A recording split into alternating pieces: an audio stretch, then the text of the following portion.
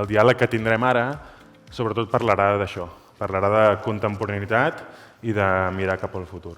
La Sara és d'aquestes coincidències curioses que passen en el món, no? Tu estàs perdut al mig del teu taller un dia, al mig d'un poble o una ciutat molt lluny, i de sobte sents parlar català, no? Que dius, què passa en un món on el català és una cosa estranya, i apareix la Sara treballant amb un company meu, i des de llavors més o menys he anat seguint la seva disciplina, però em feia molta il·lusió retrobar-nos perquè realment no ens hem vist en tots aquests anys, però sí que he seguit l'èxit una mica, però ells ja parlaran de què vol dir èxit o quina és la pintura d'aquest èxit, però sobretot de com tracta, juntament amb l'Elia Bagó, que no sé, no veig gaire perquè estic una mica sec. No? Sí? Està per aquí? Vaig aixecar la mà, mare dic, si no, no sabia. Que tenen un estudi actualment, que és Torres Bagó, i ella ve en representació d'aquest estudi, on tracten sobretot contemporaneïtats materials, estats materials a través del disseny, ja sigui de les coses que tenen al seu voltant, sobretot intentant que la seva pràctica tingui un pes important a l'autoproducció i a l'atenció sobre els mitjans disponibles, intentar imaginar coses que no estan al seu entorn o al seu alcance. I la veritat és que em sembla una pràctica no només contemporània, sinó exageradament important, i exageradament important perquè és jove i fresca, això és la meva cosa personal, i juntament amb ella està el, no diré Ruben Pater, que la curiositat de que el junt és que ell és holandès i ella la vaig conèixer a Holanda, però ell, a part d'holandès, el que és important és que és un gran investigador i autor. Jo el vaig conèixer abans d'ell, el vaig conèixer els seus llibres, The Politics of Design i Caplogs, i la seva manera de tractar ja no només el disseny, sinó la representació contemporània, el capital, la manera que treballem, què vol dir el treball contemporani, especialment en el món actual, de producció, de poder, sobretot. Crec que era una pràctica que reflexava molt, de fet, de la mateixa manera que Torres Bagó intenta reflexar a través del disseny, a través d'una altra teoria. I per què estan aquí? Doncs perquè crec que és una bona manera d'acabar, de que ells ens parlin una mica, que recordar que el disseny no només reprodueix formes, no només reprodueix coses, sinó que també participa en la manera en què entenem el món que ens envolta avui en dia. I res, crec que la Sara començarà parlant, si no m'equivoco, de Torres Bagó, i per tant us deixo amb ella i el Rubén. Moltes gràcies.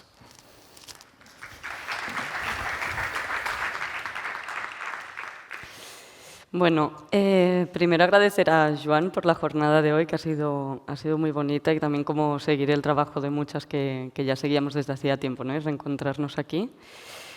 Voy a presentar yo y luego pondremos un poco en común. Voy a presentar el proyecto en el que estamos ahora bueno, que empezamos con Elia, que es como un seguido de Sociedad Cero, que fue un colectivo que empezamos en 2016. Éramos varias y vivíamos y trabajábamos en comunidad en diferentes espacios industriales, y básicamente lo que hacíamos era como replantear cualquier elemento que tuviese relación con el hábitat, como podía ser una pared, una mesa, una silla, una lámpara. Y bueno, fue un proyecto muy largo, duró muchos años, y luego Elia y yo decidimos irnos a una masía en el Prat para seguir como experimentando en diferentes modelos de vivienda. Y entonces un poco como en ese momento aparece Torres Bagó, que actualmente estamos también trabajando con Alicia y Amalia, o sea, somos 4 en el equipo. Y hay diferentes líneas de trabajo, hoy presentaré como solo 2 y así nos podemos poner a hablar. Pero trabajamos como desde el diseño expositivo a la producción de piezas bueno, como obras de artista. También llevamos investigación matérica y teórica, reformas, ¿no? Como diferentes líneas, pero lo que une todo sería como la autoproducción. Es lo que más nos interesa y donde creemos que tiene fuerza, ¿no? el diseño, y todo esto bebe como de la experimentación hecha con Sociedad Cero. Entonces, voy a empezar con este proyecto, que es... estos son unos módulos que construimos para el nuevo edificio de INA Bosch. Esto fue un proyecto que realizamos en 2022, pero que toda la investigación fueron 2 años. Y Manuel Cirauqui nos llama para una emboscada cuando el edificio todavía estaba en construcción. y nos llama como para plantear algún tipo de estructura para este nuevo edificio dentro de la universidad. Y entonces estuvimos planteando como diferentes opciones de cómo podía ser una cantina dentro de una escuela o cómo podíamos conseguir tener una cocina autogestionada o cómo podían ser los espacios de descanso dentro de la universidad. Bueno, como sí, varias cosas, arquitectura y escultura, ¿no? Como diferentes líneas. Entonces acabamos haciendo como este tangram, que aquí parece una maqueta en la foto, pero son como 3 metros por 3 metros. Aquí se ve un poco mejor la escala. Son unos módulos hechos de fibra de vidrio, que eso también fue como una disputa importante, pero al final con la universidad llegamos a la conclusión de que era como lo que tenía más sentido, ¿no?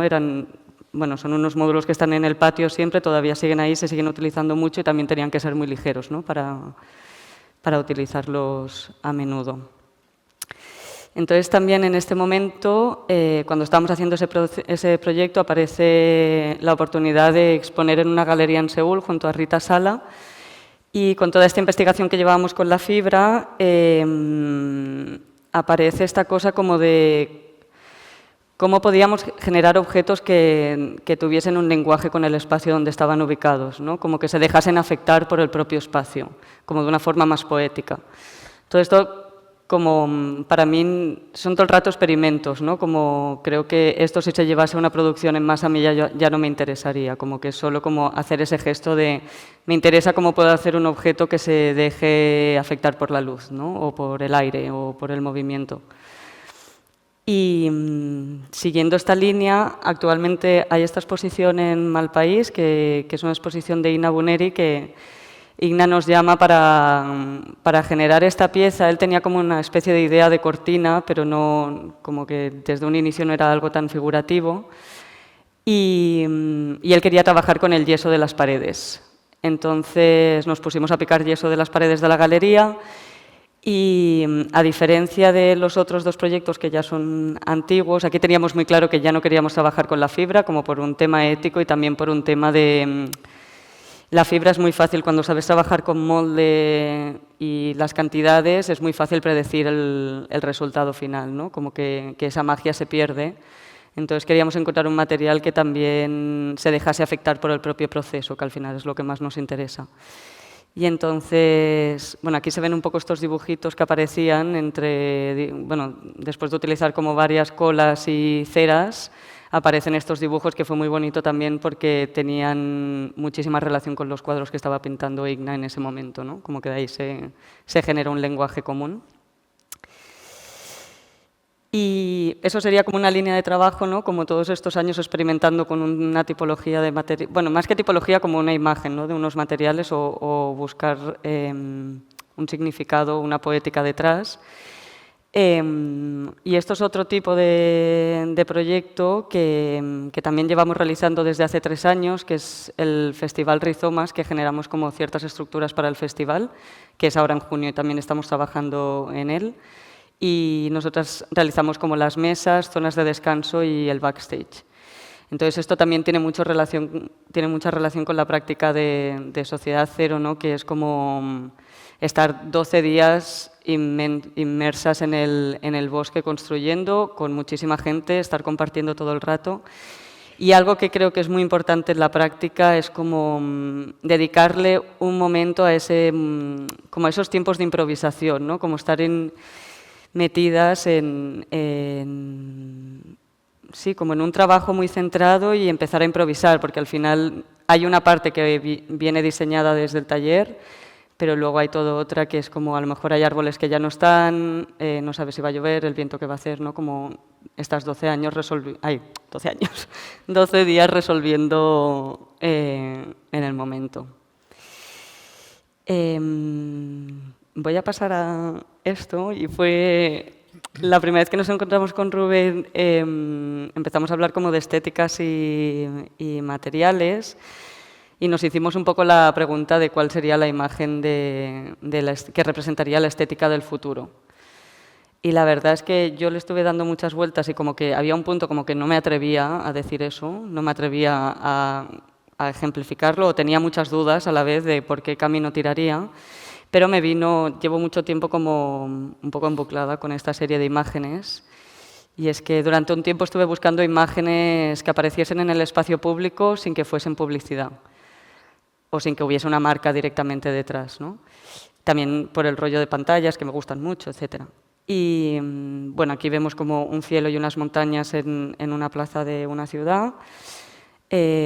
Aquí literalmente, ¿no? Como no se puede ver el skyline de la ciudad, pues se genera un photocall para poder seguir teniendo esa imagen. Y aquí un amanecer, ¿no? Todo esto son imágenes como que la contaminación no te permite ver aquello que querrías estar viendo, o sencillamente te traigo una imagen de la naturaleza, ¿no? Porque sí. Entonces, estas imágenes para mí hablan claramente de temas que me interesan muchísimo, que tienen una relación directa con el diseño, que es como las crisis climáticas, la tematización de las ciudades, la urbanización como una marca, etcétera, ¿no?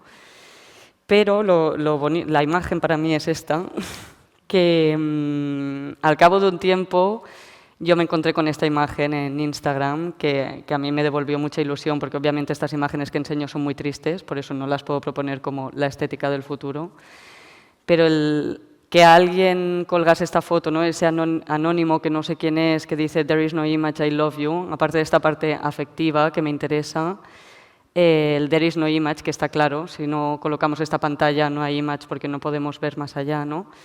Me hizo ilusión porque era devolverle era como darle un toque de ironía, ¿no? A esa imagen.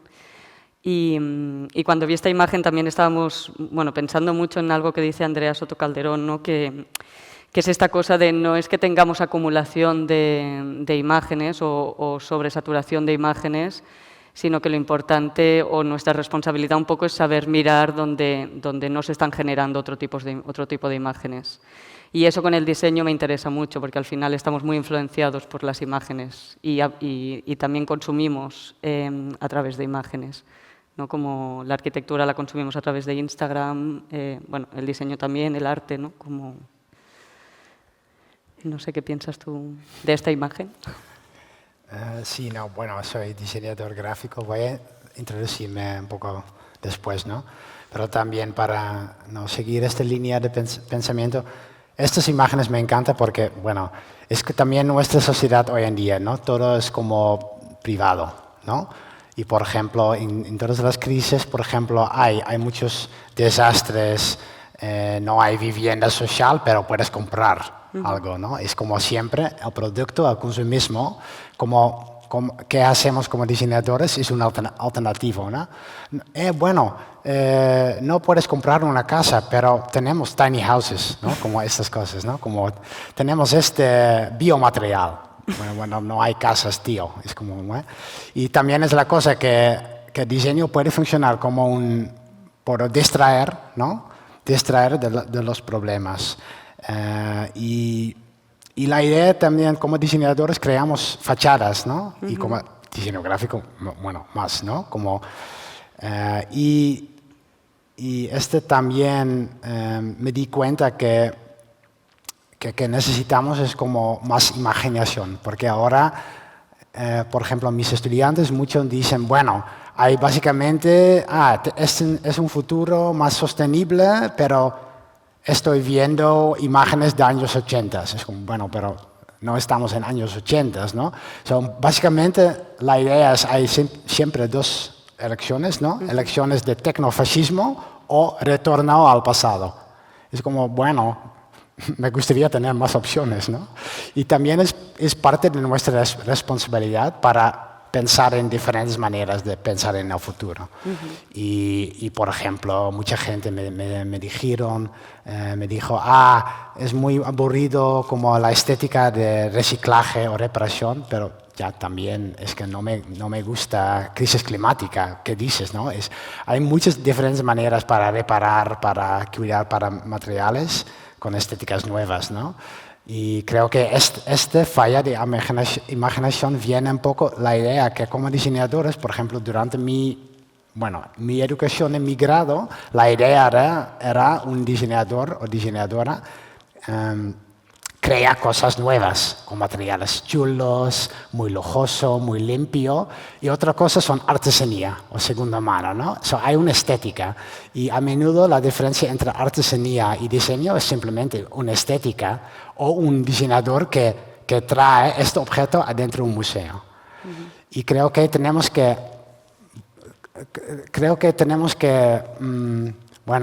como alejar esta idea que diseñadores siempre producen cosas nuevas o cosas lujosas, ¿no? Y abre mucho más espacio para pensar por qué hacemos diseño, ¿no? Y pensar en cosas como significado social, relaciones sociales, significados locales, materiales locales, estas cosas para involucrar un poco más el proceso, ¿no? Y también los materiales, como en tu trabajo también, porque si no estamos luchando contra estas imágenes, ¿no? Simplemente estamos haciendo fachadas para obfuscar, ¿cómo se llama? Para no ver a la realidad, ¿no? Básicamente. Sí, yo creo que para generar todos esos lenguajes también hay que entender, ¿no? Como las evoluciones de estas estéticas, centrándonos mucho en esa imagen y desde el diseño. Yo creo que cuando nosotras empezamos Sociedad Cero había mucho esta estética del reciclar, del resamblar, de dejar el gesto, de enseñar los tornillos, de dejar muy claro las uniones, ¿no? Entre materiales. Y algo que nos estamos dando cuenta que está pasando, que nosotros estamos jugando un poco también y probando a ver qué pasa, es que eso se está perdiendo y creemos que pasa porque también se ha vuelto mainstream porque las empresas se han apoderado de ese lenguaje, ¿no? Hay un texto bonito que escribió Elia, que lo puedo leer, es un párrafo, que dice: lo que parece mover ahora al diseño ya no es tanto tomar fragmentos de la industria para desviarlos, sino reproducir su lógica a otra escala. No se trata solo de utilizar materiales industriales, sino de imitar sus procesos. La repetición, la continuidad, la desaparición de la junta, el acabado homogéneo, la sensación de que el objeto no ha sido compuesto, sino producido por una cadena abstracta. Incluso cuando se trabaja desde un taller pequeño, con herramientas propias y con gestos manuales, a menudo el resultado busca parecer salido de un sistema mucho más grande, más frío y más impersonal. La mano ya no reivindica su presencia como huella, sino que intenta desaparecer dentro de un lenguaje productivo que pertenece a la fábrica. Esto no es un statement de cómo tendría que ser, es solo como un análisis de cosas que estamos viendo que están pasando a nuestro alrededor, ¿no? Como de diseñadores con los que estamos colaborando desde hace muchísimo tiempo que está apareciendo como esta nueva estética que puede ser también como mucho más cercana al lujo o a algo oscuro, ¿no? O a la tecnología también, pero desde un lado que quizás no nos gusta tanto.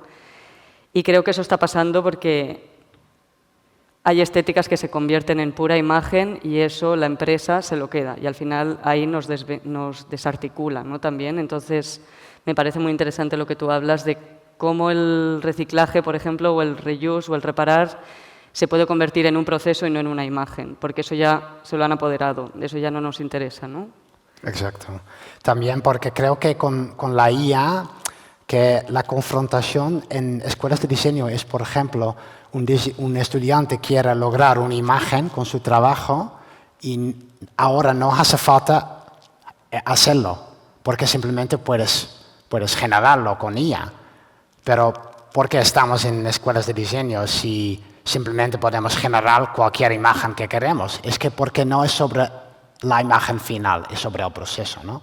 Y es como un recordatorio para pensar, mira, no creamos imágenes, porque todo el mundo puede crear imágenes. En un momento con IA, con tecnología, podemos crear cualquier imagen. No es la cosa al final es qué es el proceso, ¿no?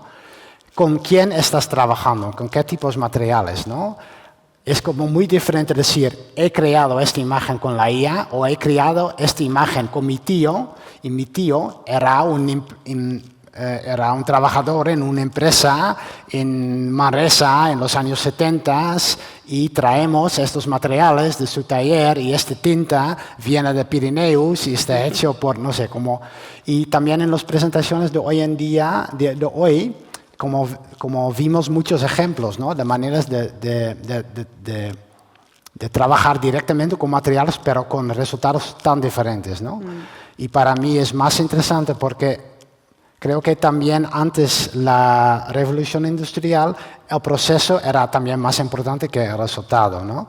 Porque no podrías controlar como ahora, ¿no?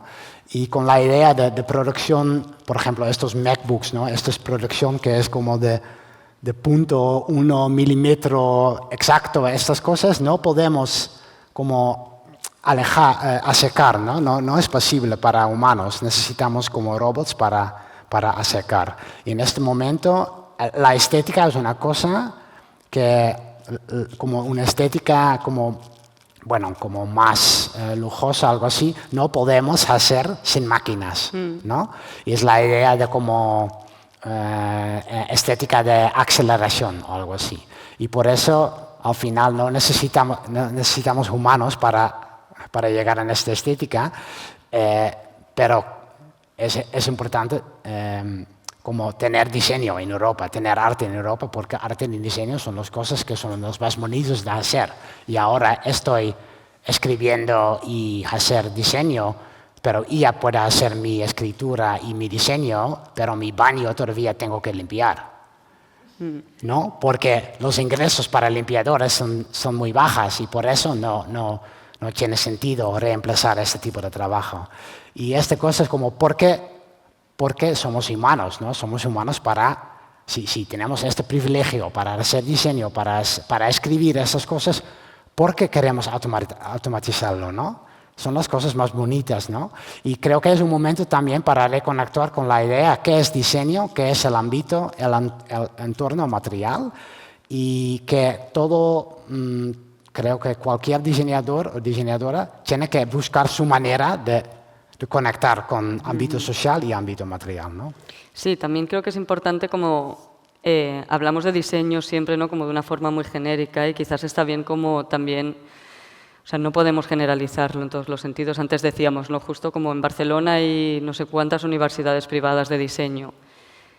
Son privadas y obviamente funcionan como empresas y preparan, o el tipo de educación que dan son muy centradas, ¿no? en unos procesos de empresa a gran escala. Entonces ahí creo que se pueden pedir también un tipo de responsabilidades, pero al diseñador que está experimentando desde su taller, ¿no? Como proceso, creo que la lógica tiene que pasar por otro lado. Y quizás, por ejemplo, es como pensar en cómo podemos reaprovechar, si hemos diseñado una cosa, cómo se puede ir moviendo, cómo lo podemos poner en circulación, ¿no? Ahí nosotros hicimos como junto a Roger Sarret, hicimos el diseño expositivo de los 50 años de la Fundación Miró y ahora todo ese diseño expositivo, que fue un sistema modular de hierro, ¿no? Como también podría haber mucha crítica, pero ese sistema se está moviendo, se ha movido al teclasala y la idea es que se vaya utilizando en diferentes exposiciones que tengamos. No hace falta que cada vez que nos piden un diseño expositivo generemos uno nuevo, ¿no? Pero también hay que quitarnos responsabilidad de alguna forma para poder generar nuevos imaginarios y tener otras narrativas a pequeña escala, ¿no? Como creo que es importante empezar a diferenciar, también cuando estamos enseñando en la universidad, que los dos creo que nos preocupa bastante, o nos interesa, poder fomentar esta cosa del taller, de la autoproducción, para que cuando la escala es más pequeña es mucho más fácil que haya un diálogo con el contexto. Si estamos educando para que todo sea macro, lo macro se vuelve rígido y homogéneo, ¿no? Como que ahí hay muy poca libertad de diálogo con eso. No, es como para mí me flipa que, bueno, hay más que 15 universidades de diseño en Barcelona, es loco, ¿no? Pero muchos no tienen talleres o tienen muy pocos talleres porque talleres son caros.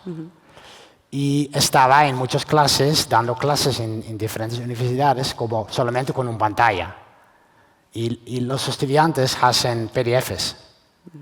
Y estaba como, bueno, pero no podemos hablar sobre tipografía, sobre material, porque no hay material. Y mucho trabajo, me parece, era muy similar. Porque todas las herramientas de Adobe, de PDF, todas son similares, ¿no? Y los materiales son ofuscados por este medio. Y por eso en un momento dije como, bueno, vamos a romper esta dinámica. Tienes que traer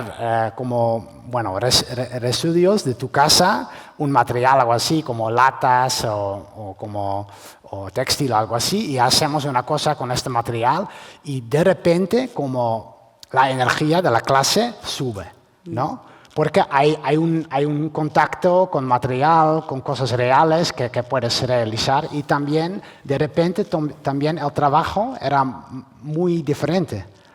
Porque para tocar este material, para trabajar con este material, y me di cuenta que material es la base de diseño. No simplemente podemos decir, es la cosa de design thinking, ¿no? Es como, podemos hacer diseño sin material. Pero es una mentira, porque al final nuestros datos están en data centers, es material. Son edificios grandes, ¿no? Que usan mucho agua dulce, muchos minerales, estas cosas. La idea es que simplemente podemos crecer, producir como digital y ya está, y es sostenible, es una mentira. Y perdimos también este contacto social, por supuesto. También necesitamos producción digital y me gusta hacer programación y hackear y estas cosas, es parte de mi trabajo también, pero para mí es muy raro si hablamos sobre espacios como interior o gráfico, como papel o algo así, y hablamos en PDFs, hablamos en ámbitos virtuales, perdimos este contacto con hacer y llegamos en un punto que es que no tiene sentido, no es diferente si está hecho por un IA o por un humano, porque al final utilizamos las mismas herramientas, ¿no? Por eso creo que es un momento para volver un poquito, no volver, pero para repensar la idea que el diseño al final trata sobre nuestro entorno material. E incluso el mundo digital es material, ¿no? No simplemente podemos decir, una idea también es diseño. No, una idea no es diseño. Tienes que traducir la idea en material. Es exactamente la diferencia entre diseño y tener una idea, son otras cosas, ¿no? Sí, y por eso creo que para mí, para enseñar, era una cosa para retomar y era para siempre pensar también en clases sobre diseño digital, para pensar, mira, pero puedes cambiar HTML, puedes pensar en los colores de monitor, ¿no? También siempre como desafiar los medios, el material, porque es parte de creación de diseño. Sí, hay algo también como interesante o que a nosotros nos preocupa mucho. Cuando estás muy metido en la autoproducción, al final siempre llega este momento, ¿no? Que también tienes que enviar algo, a algún proveedor para que te produzcan alguna cosa. Y como diseñador es súper importante saber cómo se produce eso para luego, cuando estás diseñando, tú estás pensando en los diferentes pasos, casi como una maquinaria de esto cómo se suelda, esto cómo se gira, cuántas manos necesito para darle la vuelta a esto, ¿no? Como todo ese proceso que luego se le va a dar a alguien y este alguien lo va a tener que realizar. Entonces ahí también hay una sostenibilidad como afectiva de todo el proceso de diseño. Si solo diseñamos sin saber estar con esos materiales, sin esa performatividad del cuerpo en el taller también, es muy difícil que ese diálogo sea real y sea interesante en el resultado final, ¿no? ¿Debería seguir con mi presentación? Sí, porque creo que la gente quiere acabar. Ahí. Ya. Es yo. Bueno, excúsame para hablar castellano y castellano bárbaro. Es que porque soy holandés y he vivido aquí hace 2 años y estoy aprendiendo, ¿vale? Pero me encanta Montserrat y las montañas. Me he enamorado con Cataluña y bueno, estoy diseñador gráfico, también profesor en Bau y Elisava y también soy escritor. Mi trabajo, no voy a mostrar mucho de mi trabajo, pero puedes encontrar en Untold Stories, mi página web.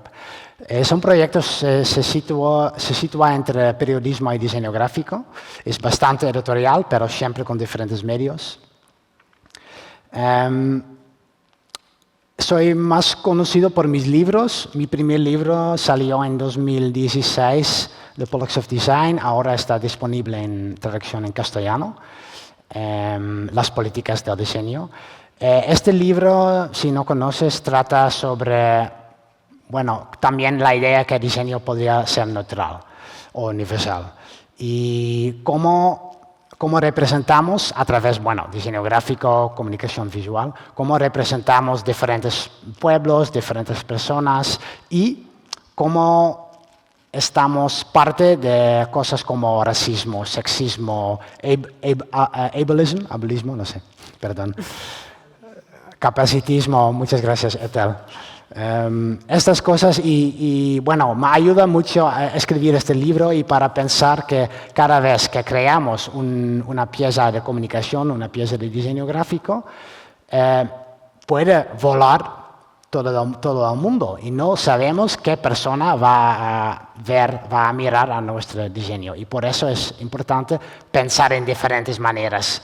En cada cultura del mundo hay diferentes maneras de leer, de diferentes simbolismos, de colores, diferentes maneras de hacer diseño y para no simplemente asumir que si hablamos sobre diseño, hablamos siempre sobre diseño occidental, diseño de Europa Norte, estas cosas, ¿no? Eso es muy importante para mí, como quitar la idea que diseño podría ser neutral, pero siempre un producto de los sesgos de diseñador y también el cliente, ¿no? Este libro, Caps Lock, salió en 2021, también disponible en castellano. Es que porque mucha gente me preguntaron, bueno, pero de Politics Design, pero no estás hablando sobre capitalismo, sobre el ámbito comercial, consumismo, que es gran parte del diseño. Porque pensaba, no es posible escribir un libro sobre eso, es demasiado difícil, soy diseñador, no soy académico, ¿no? Me lleva como 4 años de leer libros sobre capitalismo y mi idea era, tengo que explicar capitalismo a mi madre. Y cuando puedo, quizás puedo escribir este libro. Este libro me di cuenta que estamos también parte de un proceso de deshumanizar muchas cosas a través de marcas, a través también la manera de comunicar información de, por ejemplo, economía, que diseño gráfico es gran parte de deshumanizar este mundo y convertir en productos para vender, ¿no? Y ahora estoy trabajando en mi tercer libro. El título por ahora es como The Solidarity Survival Guide. Este libro, sería muy pequeño, como mi mano, como un guía pequeña. Y la idea es, no hay teoría, no trata solamente sobre diseño, pero es más en este momento que pensaba que necesitamos, no es más crítica, porque ya vemos fascismo y crisis climática en nuestras pantallas, ¿no? No hace falta explicar más, como veo, pero que necesitamos es ejemplos, inspiración, cómo tomamos acción, qué hacemos, ¿no? Y pensaba que la idea de individualismo, ¿no? La idea también que como diseñadores estamos siempre en competencia, estamos siempre como, si no gano este trabajo, otra persona va a ganar, ¿no? Y la idea que es una lucha entre todo, ¿no? Y este libro, la idea es simplemente recopilar muchos ejemplos de colectivos y iniciativas de todo el mundo que hacen cosas juntas, básicamente solidaridad, apoyo mutuo, estas cosas. Unos ejemplos, perdona, la foto es muy mala, pero es de Arcadia, es una escuela autogestionada en Cambayo, que he hecho 2 entrevistas con ellos y es muy interesante que es una escuela para niños entre 0 y 6 años sin tutores, sin profesores, sin maestros, ¿no? La idea es los niños están autogestionando entre ellos la educación. Y es tan interesante pensar también en la idea de dar confianza a los niños. ¿Cómo hacemos, no? Y es muy inspiradora para mí. Otro ejemplo de Top Manta, también de Barcelona y el sindicato de manteros.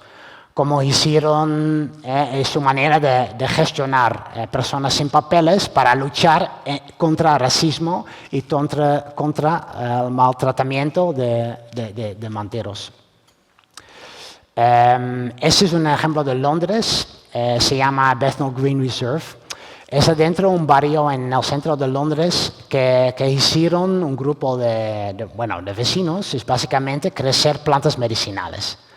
Y cada mes, mensualmente, con todos los niños y todos los vecinos, van a cosechar las plantas. Y después hacen remedios medicinales, herbales. Y con este bici, que hacen es distribuyen los medicamentos herbales a gente que no tiene acceso a salud. Por ejemplo, personas sin papeles, personas sin hogares, estas cosas. Y para mí no es solamente un proceso sobre repensar nuestro conocimiento de plantas herbales y médicos herbales, pero también hacer cosas con los vecinos, ¿no? en el barrio. La tipografía no está sale muy bien, pero está bien. Otra cosa estoy haciendo, perdón por el cambio, es un máster en Design and Degrowth, en diseño en decrecimiento en el ISABA, que estoy muy feliz también ver hoy muchas personas que son parte del profesorado, Joan Velve, también Ethel Barona, también Chris Noguer, son muchas personas, soy muy fan de estas personas y era una excusa también de hablar con ellos y trabajar con ellos. Y también Chris de Decker de Low-Tech Magazine, Kuro Claret, muchas personas que están trabajando en Barcelona que es el centro de crecimiento del mundo, ¿no? Y no existe un máster en decrecimiento, me parece, el ámbito material, el entorno material es el momento donde empezamos a pensar en decrecimiento. Creo que es muy importante al lado del máster en UAD, que es más académico, más teórico, ¿no? Bueno, es un trabajo de Low-Tech Magazine, un horno solar. Es un trabajo de Pauline Landreu en París, es un bici que también puedes utilizar la bici para encender una máquina de costura. Es un trabajo de Kuro Claret que me encanta, también trata sobre solidaridad. Y para volver al libro, para finalizar esta imagen, es también un colectivo en mi libro, que es un colectivo de ocupas. Bueno, es un ocupa en Rotterdam, en el sur de Holanda, y me dijeron que siempre que si hacen un ocupa y hacen un cocino, ¿cómo se llama?, comunitario, una cocina comunitaria, solamente vienen sus amigos, porque es un squat y ¿no? Son muy punky estas cosas por la estética.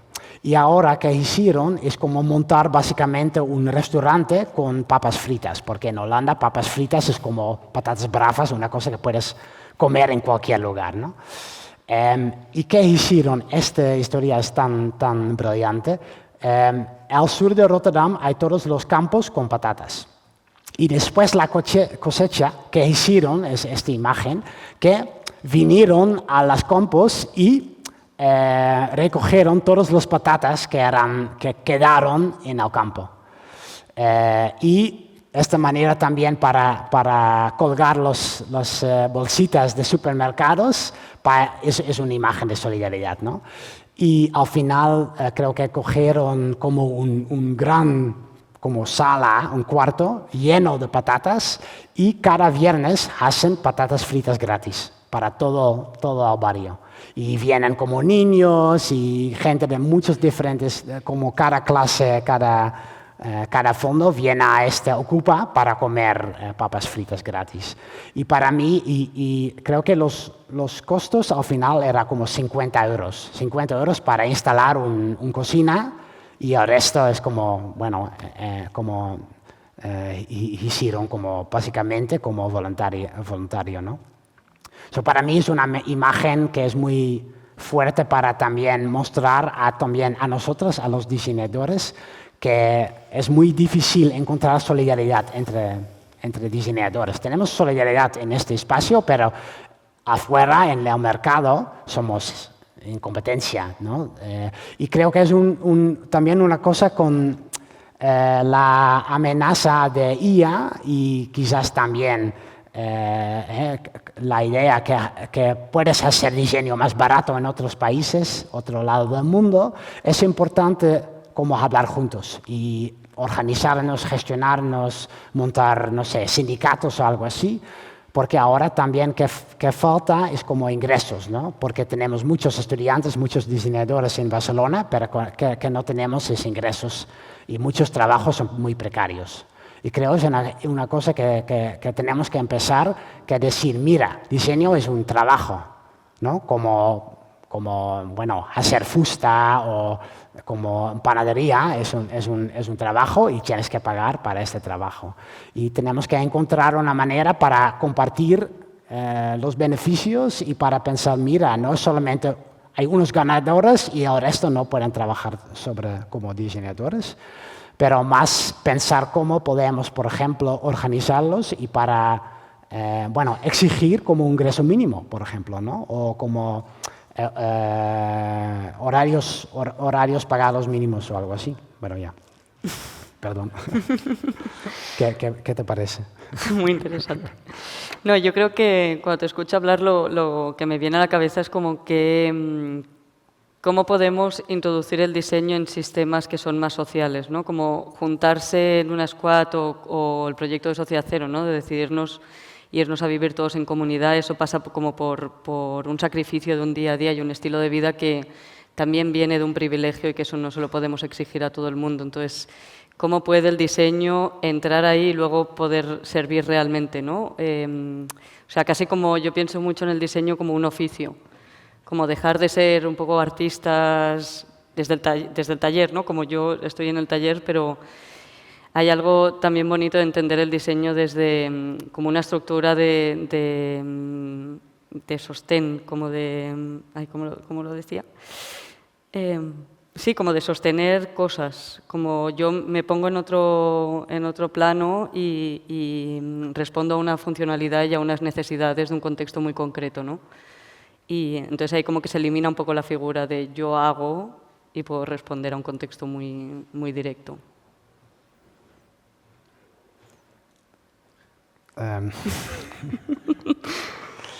Bueno, ya, creo que es difícil, es también, bueno, quizás tenemos demasiadas escuelas de diseño, quizás esta industria de simplemente como recibir estudiantes sin tener como trabajo para ellos es también un poco una trampa, es un poco una mentira, pero también a otro lado Barcelona tiene mucho ingreso de turismo y ¿por qué vienen los turistas? Para Gaudí, para diseño. Bueno, como diseñadores añadimos mucho valor a esta ciudad, pero este dinero no viene a diseñadores, no viene a los cruceros y estas cosas. Para mí, la ciudad, el ayuntamiento tiene también un papel para decir, mira, diseño está gran parte de esta ciudad. Esta ciudad tiene sus raíces en diseño. Mucho ingreso viene de diseño y por eso tenemos que tener un ingreso mínimo para diseñadores. Tenemos que tener más talleres o, por ejemplo, espacios para trabajar, ¿no? Para buscar como escritorios para 200 euros o esta nave muy lejos que solamente podemos pagar con mucha gente o algo así, para también parar esta precariedad y para decir, mira, es como cualquier profesión, es importante como tener una base, ¿no? Y la cosa es, si solamente una persona lo dice, no pasa nada, pero si todos los diseñadores en Barcelona dicen, no más, no, basta, bueno, hace una diferencia, ¿no? Y tenemos una historia de Barcelona con sindicatos y activismo muy fuerte, que es muy interesante, pero sí, creo que necesitamos también un poco en nuestro ámbito esta energía. Sí, hay que dar apoyo a espacios también como TMDC, ¿no? Que son utilizarlos y así también poder pedir, ¿no? Que se subvencionen espacios así donde, pues, por ejemplo, los talleres están mucho más disponibles y puedes estar trabajando con alguien que está experimentando con materiales o alguien que lleva trabajando el hierro haciendo marquetería, ¿no? Desde hace 30 años y creo que ahí se generan esas uniones interesantes y sí, cuando también se responde a un contexto local y podemos olvidarnos un poco de esa macro escala. Sí, y también me di cuenta que la historia de la automática en Gracia, por ejemplo, también, ¿no? Que necesitamos también oficios, necesitamos producción en nuestra ciudad, porque ¿qué pasó en Ámsterdam, por ejemplo, que es demasiado caro, la ciudad donde he vivido durante 22 años, que es demasiado caro para tener como oficinas de imprenta, para tener oficios. Y tienes que ir a otro lado del país, a otro lado del mundo. Y para mí es muy importante porque Barcelona tiene una historia también de talleres, ¿no? Todavía existe, pero es importante también mantener esta infraestructura porque necesitamos como diseñadores. No trabajamos solos, ¿no? Necesitamos como productores, tiendas con materiales, estas cosas, y es parte de nuestro trabajo y también es importante como ayudar, ¿no? Y pensar como una red de construcción, una red de creación y reparación que es importante mantener porque si no necesitamos producir otro lado del mundo y perdimos conocimiento también, ¿no? Y perdimos también el vínculo local, que estoy tomando un vermut y puedo encontrar mi productor o las personas de imprenta o las personas de ferretería, no sé. Esas cosas son importantes, ¿no? Porque creamos también infraestructuras sociales en los barrios. Pero ya. Sí, yo creo que sí. Es más o menos que yo tengo. En fin, yo también. Bueno, si tienes preguntas. Empezaré yo una pregunta. Y es una pregunta... Bueno, quizá aplaudimos primero. ¿Queréis aplaudirles? Sí.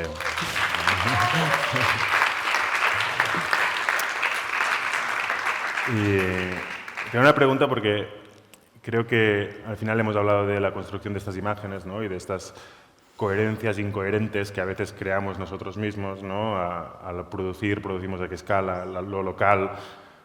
¿Cómo lidiáis con las incoherencias de un sistema de producción que necesitáis ganar dinero a nivel personal, como diseñadores? ¿Lidiáis con ello? ¿Qué hacéis? O sea, porque seguro que las tenéis, porque las tenemos todos. Entonces, ¿tenéis alguna idea que podáis compartir con todos nosotros? Yo creo que, claro, nosotros, por ejemplo, funcionamos mucho por encargos. Entonces, es esta cosa como de qué se necesita y dentro de ese encargo, qué tipo de narrativa, ¿no? Sobre qué otros temas estamos trabajando, o qué estamos leyendo, o qué pelis estamos mirando y cómo podemos jugar un poco ahí a infiltrarnos. Y es verdad que hay veces que utilizas cosas con las que no estás nada de acuerdo, pero estamos también como parte un poco del juego. Y hay otros proyectos que sí que requieren, ¿no? O como que sea algo como mucho más constante a lo largo de los años. Pues lo que decíamos, de repente poder diseñar unos módulos que puedan entrar en circulación durante mucho tiempo, creo que eso también permite luego poder estar probando otras cosas, ¿no? No sé si respondo. Sí, andaban. ¿Tú me has entendido o no?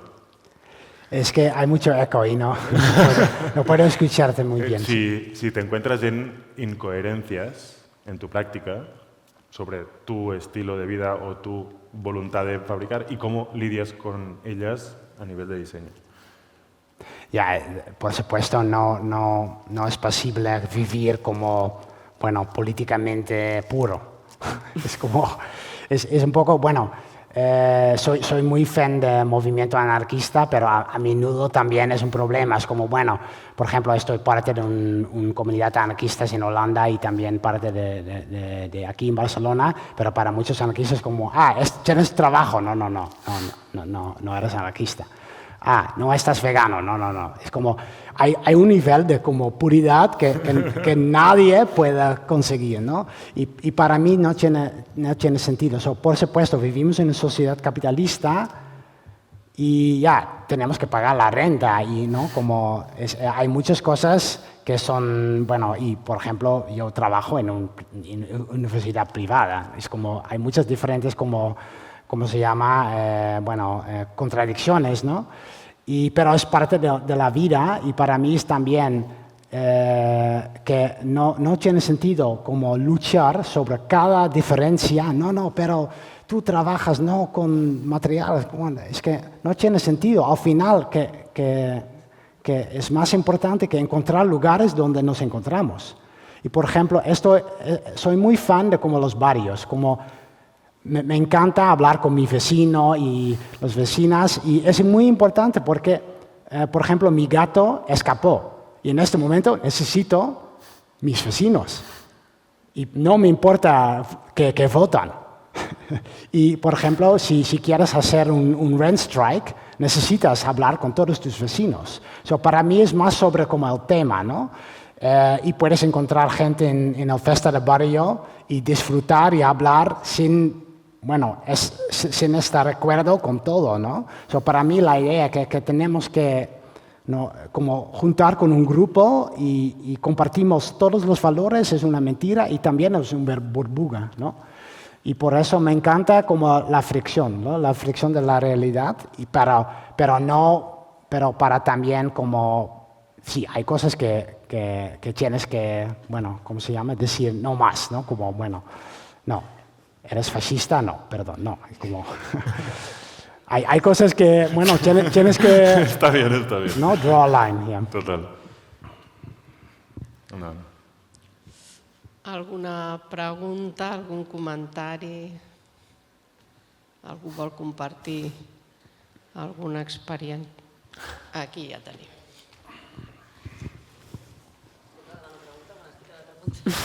Ya me quedo por aquí. Hola, muchas gracias. Yo quería volver al tema cuando habéis estado hablando sobre la educación y cómo aplicar todos estos conceptos no más sociales dentro de una... al final de las instituciones educativas en las que muchas compartimos, que son escuelas privadas de diseño, como habéis apuntado muy bien, ¿no? Y sobre todo a un nivel máster, que yo entiendo que Design and the Growth a lo mejor no es el tipo de target de estudiantes que tú tienes o nosotros que compartimos en el de Design Research. Pero yo me he estado dando cuenta, después de dar muchos años de clases de máster en Universidad de Diseño, es que hay un creciente interés, digamos, por esta forma, del alumnado con los años, por encontrar soluciones de máster que vayan más enfocadas a encontrar un trabajo después. ¿Sabes lo que quiero decir? O sea, ¿entendéis por dónde voy, no? O sea, que me da la sensación que la experimentación y la...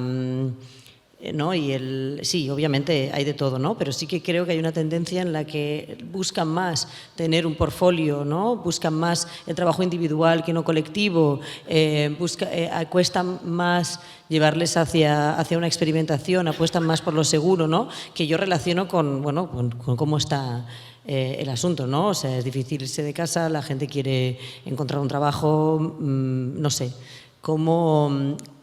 supongo que la pregunta que quiero hacer es ¿cuáles son vuestras estrategias? Yo con las estrategias que lo pregunto a todo el mundo. Pero ¿cuáles son vuestras estrategias para potenciar el pensamiento crítico en vuestra práctica y sobre todo, por ejemplo, en situaciones, como bien comentabas, en la que no hay herramientas disponibles, ¿no? O sea, has hablado de que se pueden hacer talleres en los que haces pues trabajo manual, ¿no? Y a mí me pasa a veces cuando enseño cosas que les traigo cinta de cobre, un LED y una pila y solo con encender una bombilla ya se quedan wow, ¿sabes?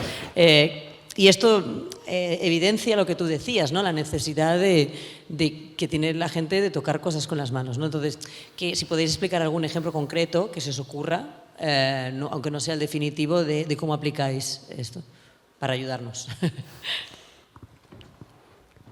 Bueno, unas cosas que me gusta es invitar personas que no son diseñadores. Una vez he invitado a un amigo de Madrid que sabe cómo abrir cerraduras.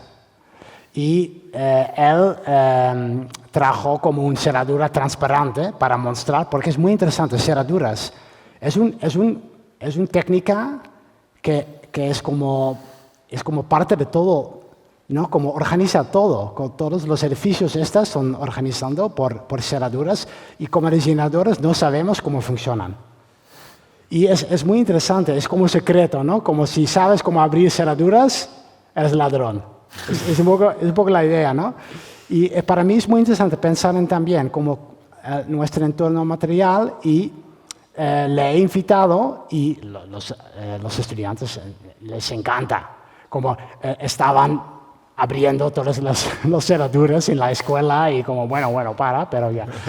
Pero para mí muy interesante porque también ha explicado que no es solamente para robar o entrar, como dijo un ejemplo, que en un tren había una persona encerrada en el baño y él podía abrir y liberar, ¿no? Estas cosas son importantes para saber porque las tecnologías pueden disfuncionar, ¿no? Puede tener un error o algo así. Es importante también no solamente crear cosas, pero también hackear.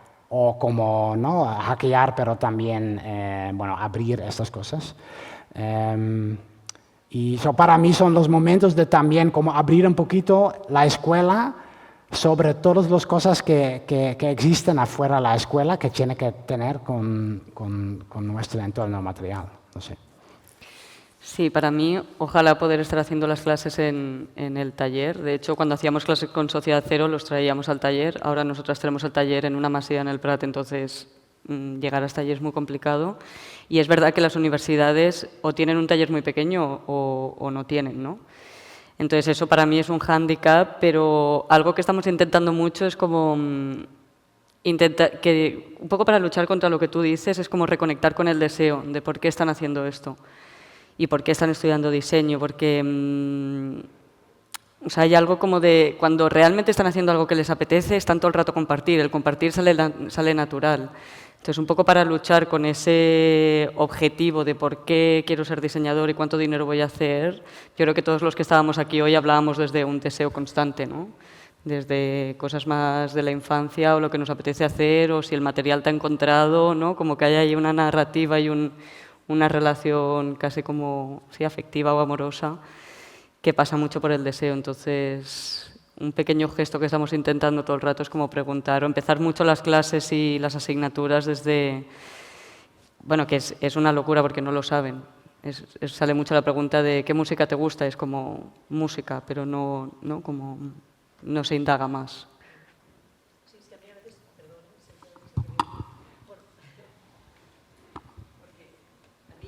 Por eso insisto en el tema de las estrategias, simplemente que hay, sabes, como docente y también para en capturar la atención, siempre me preocupa el punto en el cómo capturar la atención sin convertirte en un entertainer, ¿sabes? O sea, cómo entrar en temas serios, o sea, para eso te tienes que esforzar porque no hay otra vía, ¿sabes? Pero también de alguna forma que reconecte con el deseo, como bien has dicho. Ya está, simplemente era un comentario final. Yo no sé si es una pregunta, bueno, pero es una reflexión que con el texto de Elia sobre la estética, ¿no? Sobre la estética, el decrecimiento, la ecología. ¿Me propio más? Yo me estaba escuchando muy alta, perdón. No, decía sobre el texto de Elia y que has leído antes, Sara, y que, bueno, tú también has mostrado todo como esta relación con lo estético, que no sé, si podéis desarrollar un poco más esta inquietud, ¿no? De que parece que el capital siempre va a capitalizar eso nuevo que aparezca, estos nuevos lenguajes, nuevas estéticas. Pero ¿cómo podemos operar entendiendo que siempre vamos a ser como capitalizadas y no sé, como arrojadas o atropelladas por ese capital y que necesitamos ir generando nuevos lenguajes, por lo tanto, nuevas estéticas que van a generar igual una tendencia, que esto va a sumar a la idea del capital o nos estancamos en un lugar, ¿no? Que ya te es cómodo y ya dices, bueno, esto me está resonando bien y me está acomodando este lenguaje. No sé si me he explicado. Sí, no sé, me parece súper complejo. O sea, es la pregunta que estamos constantemente haciéndonos, ¿no? Yo creo que si alguien se siente cómodo con un hacer, un material, esa imagen, a mí, yo encantada también. No, creo que ahí es el tema. Aunque el capital te arroje, ¿no? Aunque el capital te copie. Bien. Y la otra cosa que lo has dicho muy rápido, Rubén, pero sindicat de dissenyadors, por favor, sí. Diseñadoras también, por favor, sí. No sé si alguien se ha dado cuenta, pero ¿nos podemos organizar para hacer un sindicato? Sí, por favor, levanta la mano. Sí, estoy aquí, cuando queráis me reúno, vengo a tomar cervezas y decidimos cómo.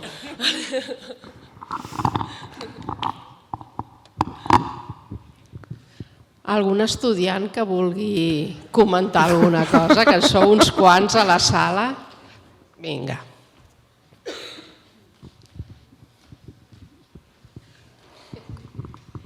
Yo tengo dos preguntas. La primera va en torno a los libros de Rubén.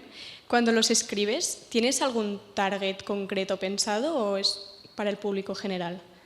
O sea, ¿los escribes para diseñadores o...? Vale. Bueno, soy diseñador y por eso es mi vista. Sí, los primeros 2 libros sí, pero mi tercer libro creo que ahora es más amplio, pero ya, quizás solamente diseñadores me conocen y por eso. Pero ya, bueno, escribo sobre muchas diferentes cosas, pero al final para mí es muy importante mi conocimiento corporal es de diseño, porque he hecho 30 años de diseño, como en estudios, en muchos diferentes ámbitos, he trabajado en publicidad, estas cosas, ¿no? Tengo mucha experiencia, no solamente escribo desde el punto de teoría, pero también porque lo sé cómo es trabajar todo el fin de, o trabajar toda la noche, porque tu jefe dice bueno, tienes que trabajar estas cosas. Para mí estas cosas no son teoréticas. Son muy, ¿no? Como son, tienen sus raíces en mi experiencia y me siento más cómodo en hablar en estas cosas. Y en mi libro también tengo cosas sobre educación y salud, pero por eso hago entrevistas y las entrevistas al final, los artículos, voy a enviar a las personas para comprobar, ¿no? Que todas las cosas, bueno, funcionan muy bien como así. Y luego la segunda era relacionada con la suya. ¿Os habéis encontrado algún día, o sea, con el dilema de decir que no a algún encargo porque sobrepasaba vuestros valores o no sé?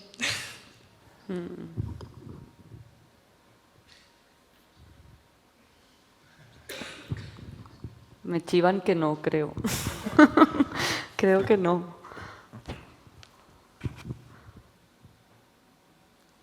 Curioso. A veces, cuando tienes una imagen tan potente, también se te acerca la gente, como dice Rubén, ¿no? que quiere acercarse a ti, ¿no? O sea, al final es un poco así el trabajo del diseñador. Bueno, con la idea de encargo en tener clientes, también me di cuenta que ahora muchos estudiantes o muchas universidades de diseño tienen la idea de sistematizar la educación. Y muchos estudiantes salen de la escuela con un portfolio muy parecido. Y creo que no te ayuda. Pero creo que al final, como elegir una dirección, un material, es mucho más único, ¿no? Y encontrar como tu personalidad, tu manera de hacer cosas, tu autonomía, creo que sirve al final para también conectarte con otros clientes, pero también podría ser en ámbitos cerca de diseño, ¿no? Como conozco a muchas personas que tienen una formación en diseño, pero al final trabajan, bueno, creativo, pero también en un huerto o algo así. Depende también, ¿quieres hacer diseño como 5 días de semana o 3 días de semana es suficiente, ¿no? También es la pregunta, ¿no? Para mí no me gusta hacer diseño 5 días de semana. Como para mí ideal es como 2 días de huerto, ¿no? 2 días de escribir y 1 día de diseñar, o no sé, como algo así. Pero creo que no hace falta como trabajar solamente, pero ya, es importante, si tienes una formación también puedes encontrar trabajo y como sobrevivir con eso, ¿no?